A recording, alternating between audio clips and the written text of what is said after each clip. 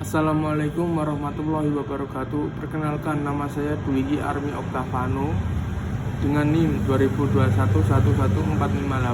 dari kelas I.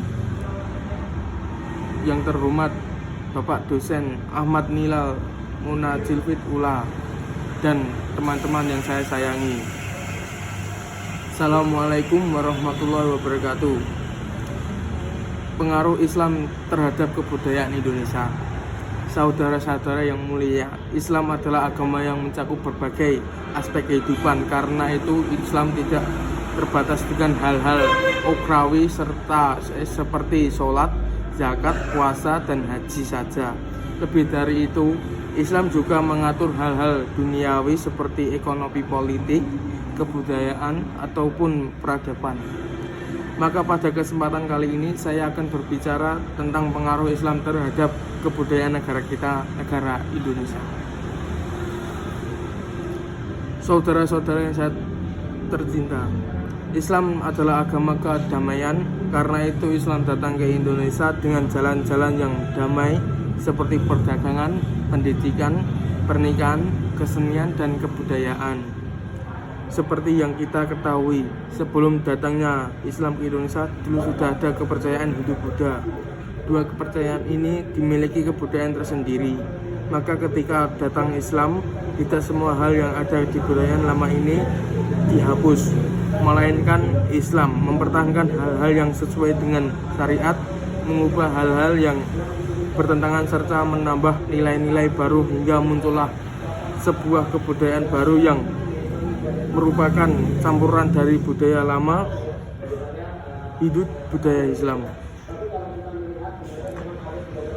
Adapun diantara contoh dari kebudayaan Islam Indonesia ini adalah: pertama, menara masjid. Masjid-masjid di Indonesia tidaklah seperti masjid-masjid di luar negeri yang biasanya memiliki menara. Adapun kebanyakan masjid Indonesia biasanya tidak memiliki menara. Kedua, atau yang kita sebut dalam Indonesia dengan beduk. Masjid-masjid di Indonesia pada umumnya memiliki beduk yang berfungsi sebagai media untuk memanggil para jamaah untuk pergi ke masjid. Ketiga, khaut Jawi atau biasanya kita kenal dengan istilah tulisan Arab Melayu, yakni kaidah penulisan bahasa Arab dengan bahasa Melayu. Dengan tulisan Arab Melayu inilah dulunya buku-buku dan surat-surat dituliskan sebelum adanya bahasa Indonesia. Kesimpulannya, Islam memiliki pengaruh besar atas kebudayaan Indonesia, maka hendaklah kita semua menjaga kebudayaan ini agar negara menjadi negara yang aman, makmur, serta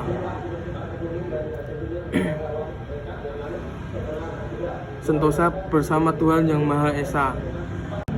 Keempat, tradisi halal bihalal. Ini dilakukan pada bulan Syawal yang berupa acara saling bermaaf-maafan. Setelah umat Islam selesai puasa Ramadan sebulan penuh, maka dosa-dosanya telah diampuni oleh Allah Subhanahu wa taala. Namun dosa kepada sesama manusia belum diampuni jika belum mendapatkan kehalalan atau dimaafkan oleh orang-orang tersebut. Oleh karena itu, tradisi halal bihalal dilakukan dalam rangka saling memaafkan atas dosa dan kesalahan yang pernah dilakukan agar kembali kepada fitrah kesucian. Tujuan halal bihalal selain saling bermaaf-maafan adalah untuk menjalin tali silaturahmi dan mempererat tali persaudaraan.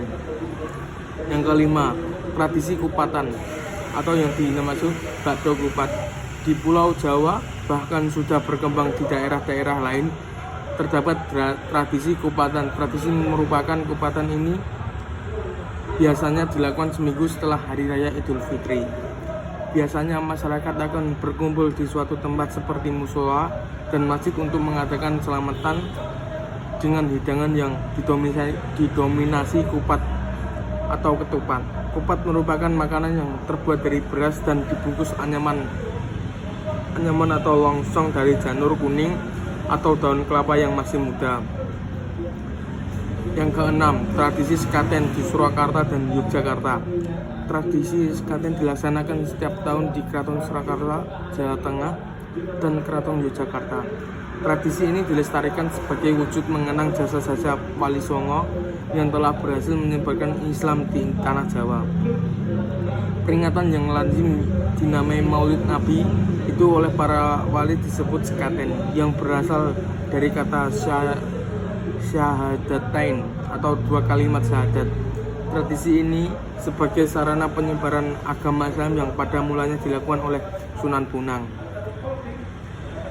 Saya cukupkan sampai sekian. Saya mohon maaf apabila ada kesalahan dan kesalahan. Saya ucapkan mohon maaf dan saya ucapkan terima kasih atas segala perhatiannya. Sampai jumpa lagi, insya Allah. Wassalamualaikum warahmatullahi wabarakatuh. Bye bye.